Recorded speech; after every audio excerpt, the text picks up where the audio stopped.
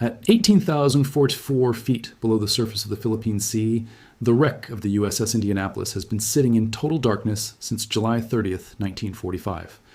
Subscribe right now because what that wreck represents and what cameras recording it have shown the world is a story so horrifying that Hollywood spent decades trying to tell it and still never captured the full truth. The United States Navy has called the sinking of the USS Indianapolis the greatest single loss of life at sea in the history of the American Navy. That description is accurate, and it does not come close to capturing what actually happened.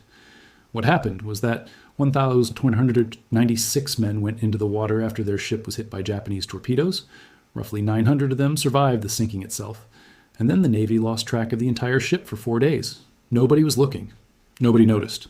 And while the Navy wasn't looking, the ocean was doing what the ocean does to men floating in open water in the middle of a war they thought they had nearly survived. By the time rescuers arrived, 316 men were still alive. The rest were gone. The mathematics of that disaster are straightforward and appalling. More than 870 men died in the water after the ship went down. They died of thirst, they died of salt poisoning, they died of exposure, they went insane from dehydration and swam away from their groups chasing ships and islands that did not exist, and they were taken by sharks. Oceanic white-tip sharks, drawn by blood and the vibrations of struggling men in the water, circled the groups and pulled men under without warning for 4 days, while the United States Navy sat at a desk somewhere and assumed the ship had simply been delayed. This is the real story of the USS Indianapolis. It is one of the most documented naval disasters in history, and it is more terrifying than anything anyone has invented about it.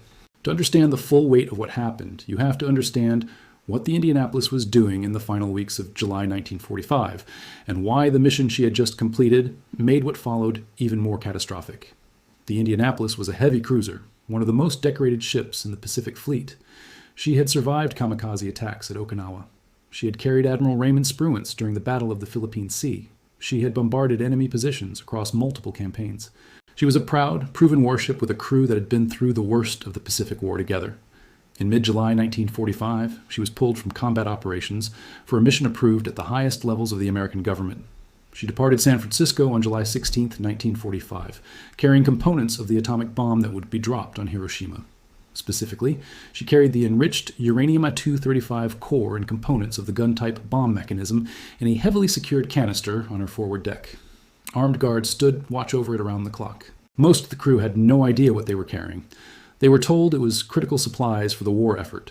The ship crossed from San Francisco to Tinian Island in 10 days, shattering the speed record for the crossing. The components were unloaded immediately and taken to the secure facility where scientists were assembling the weapon. Captain Charles Butler McVeigh III received his next orders. Proceed to Guam for refueling and then continue to Leyte Gulf in the Philippines, where the Indianapolis would rejoin the fleet and prepare for the invasion of Japan. The orders included a decision that would determine the fate of nearly 900 men. The Indianapolis would travel alone, no escort, no destroyer screen. Standard procedure in the Pacific in 1945 called for valuable ships to travel with escorts through waters where Japanese submarines remained active. The Indianapolis had just completed the most important delivery mission of the war. The urgency was over. Navy brass made the assessment that the danger had passed. What they did not communicate to Captain McVeigh was that Japanese submarine I-58, commanded by Lieutenant Commander Mochitsura Hashimoto, was operating in exactly the waters the Indianapolis would have to cross. Intelligence on submarine activity in the region existed. It did not reach the captain. The Indianapolis departed Guam on July 28, 1945, with 196 men aboard. She was steaming toward the worst disaster in the history of the American Navy. Just after midnight on July 30, 1945, Commander Hashimoto had positioned I-58 with the Indianapolis crossing directly into his sights at a range of about 1,500 yards. He fired 6 torpedoes. 2 found their mark. The first struck forward on the starboard side near the number 1 gun turret. The explosion obliterated the forward compartments and ignited fuel stores. The second torpedo hit further aft, destroying the engine spaces and cutting all power to the ship. Within seconds, the Indianapolis lost all power. The lights failed. The radio went dead because the radio room itself was destroyed. The ship began listing immediately and severely to starboard. Captain McVeigh reached the bridge. There was no power for the PA system.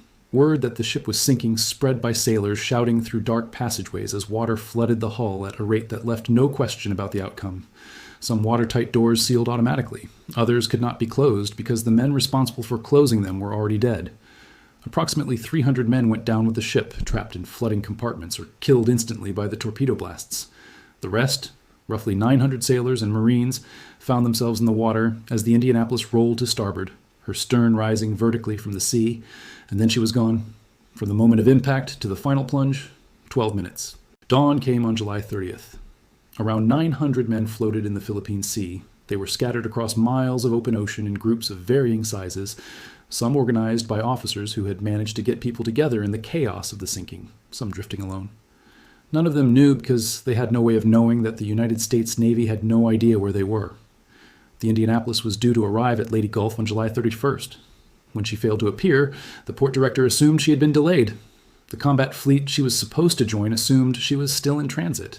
Because she had been traveling without escort, no other ship had been tracking her position or would notice her absence. The failure to arrive was logged and ignored. The men were in the water and nobody was searching for them. This failure was not a single mistake made by one careless officer.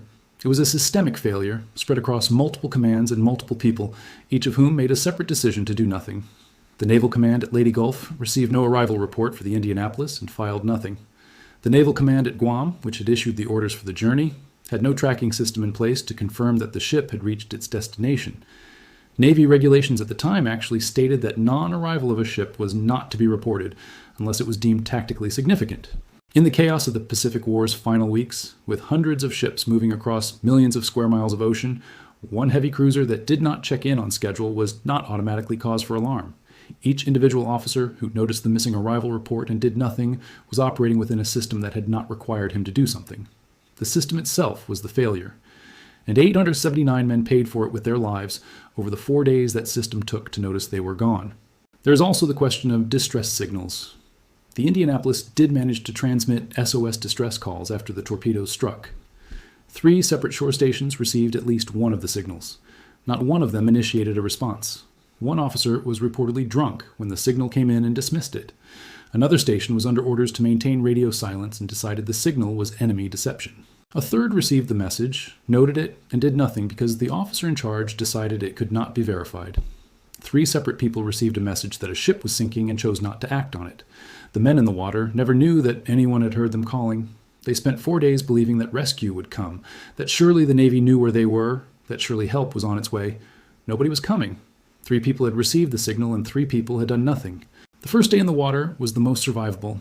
Men were still physically strong.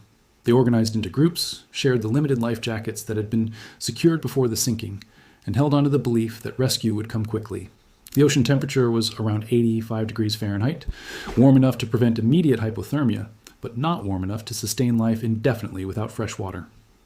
Dehydration began almost immediately. Saltwater ulcers formed on skin that had been exposed to the ocean continuously. Men drank their own urine. The rational ones resisted drinking seawater, knowing from their training that it would accelerate dehydration and trigger hallucinations. The thirst became more powerful than reason for many of them. Then the sharks arrived. Oceanic white-tip sharks are open ocean predators. They are drawn to vibrations, to blood, to the sounds of struggling animals in the water. The men of the Indianapolis, spread across miles of open sea, bleeding from wounds sustained in the sinking, struggling in life jackets, represented exactly the kind of presence that draws these animals. The sharks came first in the early hours, circling at distance, testing. By the second day, they were attacking. Survivors described sharks coming from directly below, striking without warning, and pulling men under so fast that the man next to the victim sometimes did not see anything until the water turned red. Some groups linked arms to form defensive circles. It made little difference. The sharks were patient, and they were consistent. They returned to the groups again and again throughout the 4 days. Estimates of how many men died from shark attacks range from 50 to as many as 150. The attack was later described by experts as likely the largest single shark attack event in recorded history. The captain of the fictional shark hunting boat in the 1975 film Jaws, one of the most famous movies ever made, tells the story of surviving the Indianapolis in the film's most memorable scene. The screenwriters could not improve on the reality of what those men described. By the second day, men who could no longer resist the thirst began drinking seawater. What followed was rapid and brutal. Drinking seawater draws moisture out of the body's cells through osmosis rather than replenishing it. The body loses more water, trying to process the salt than it gains from the liquid. Men who drank seawater began hallucinating within hours. They saw islands on the horizon that did not exist. They saw rescue ships approaching and swam toward them, separating from their groups, moving away from any chance of being found together, dying alone in the open ocean. Some men became convinced that the Indianapolis was still afloat just below the surface, that the galley was still serving water and dove down to reach it. They did not come back up. By the third day, men who had survived the torpedoes, the sinking, the sharks, and the dehydration began simply giving up. They removed their life jackets and slipped below the surface. Others became violent in their delirium, attacking the men around them, pulling off jackets, making noise that drew the sharks again. Officers lost count of how many remained alive in their groups. The numbers shrank with every hour. On August 2nd, a U.S. Navy patrol bomber on a routine anti-submarine mission spotted something in the water. The pilot was not looking for survivors. He was not on a search mission. He happened to look down and see an oil slick and men floating in life jackets in the open ocean. And he made the decision to investigate and report immediately. The rescue operation that followed was rapid once it started. Ships converged on the area.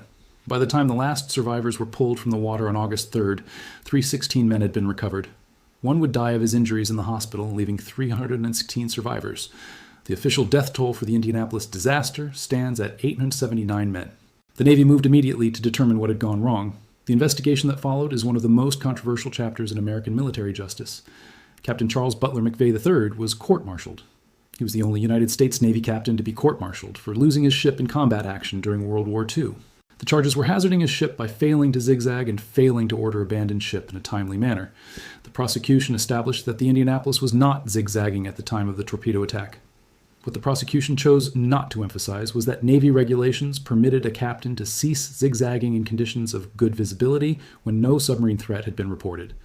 McVeigh had received no warning about I-58 operating in his path. He had made a navigation decision that was within the rules he had been given. The court-martial was conducted in December 1945, with the war over and the Navy facing enormous public scrutiny over what had happened in the Philippine Sea. The families of the dead wanted answers and they wanted accountability. Someone had to be held responsible for 879 deaths. The Navy chose the captain. What is documented in the historical record is that multiple senior officers knew at the time that McVeigh bore less responsibility for the disaster than the institutional failures that surrounded him on every side. Fleet Admiral Chester Nimitz, the commander of all Pacific Naval Forces, recommended clemency for McVeigh after the conviction. Admiral Ernest King, Chief of Naval Operations, overrode that recommendation. King was facing public and congressional pressure to demonstrate that the Navy took its disasters seriously. McVeigh was the man in the courtroom.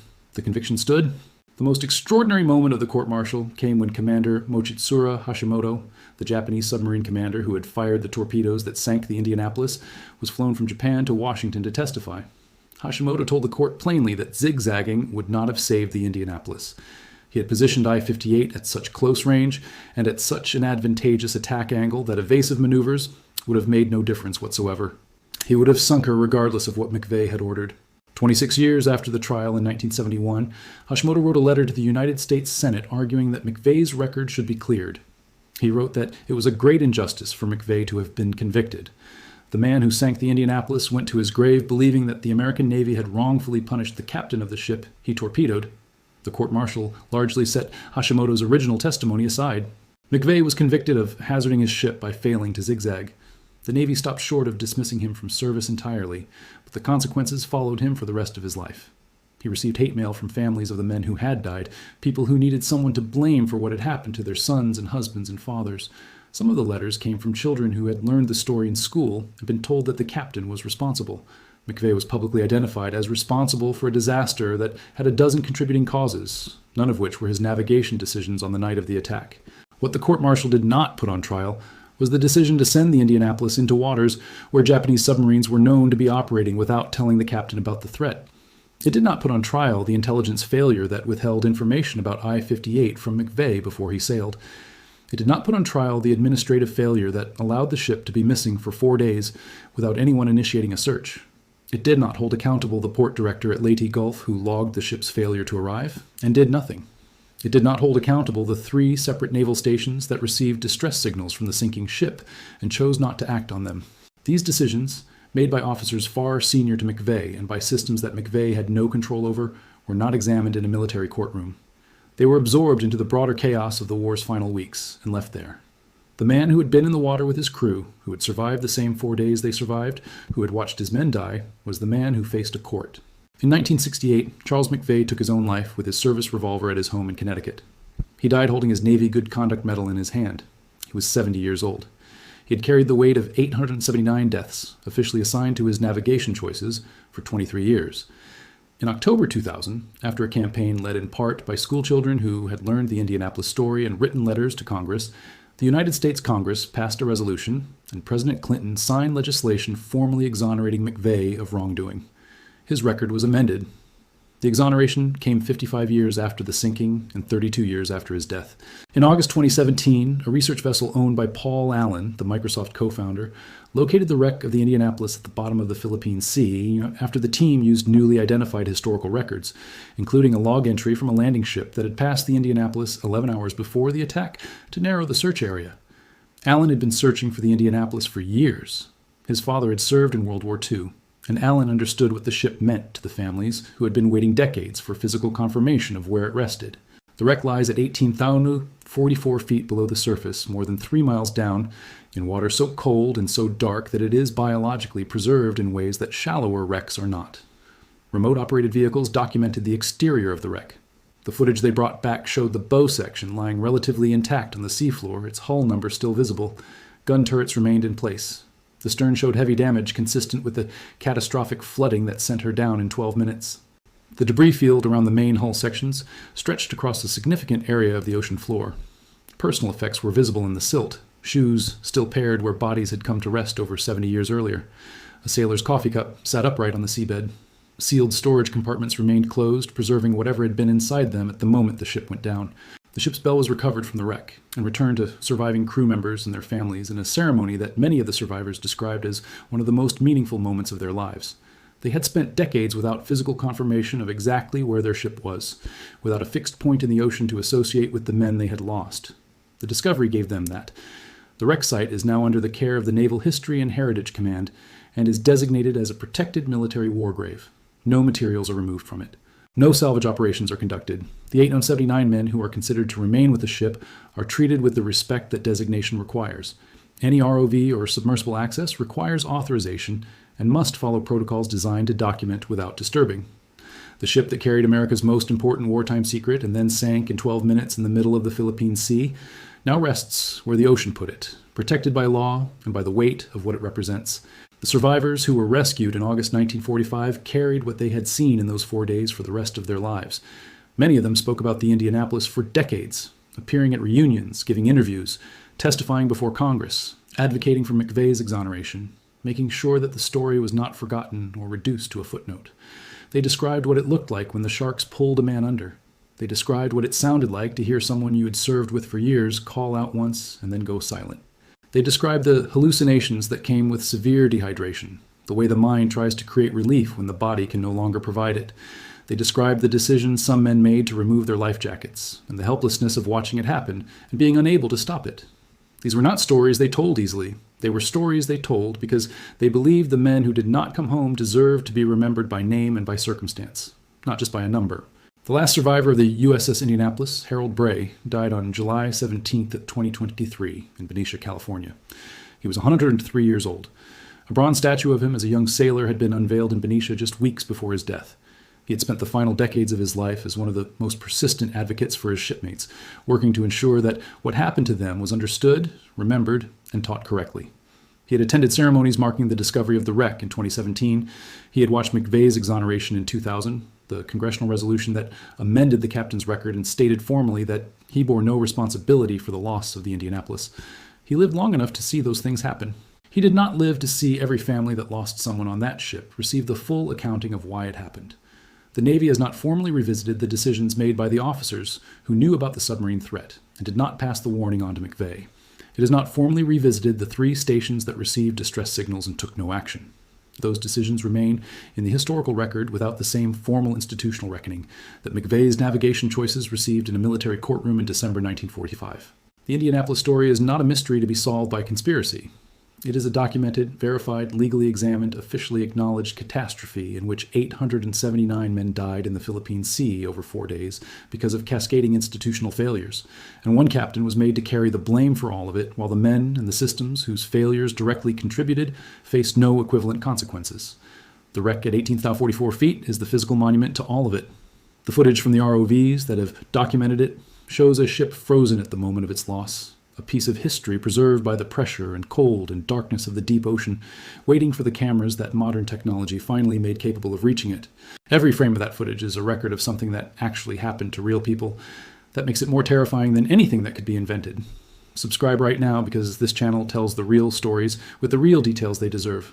Share this with anyone who needs to understand what the USS Indianapolis actually represents. And comment below with what you think about the court-martial and whether true accountability was ever served. Because that question does not have a clean answer, and it never has.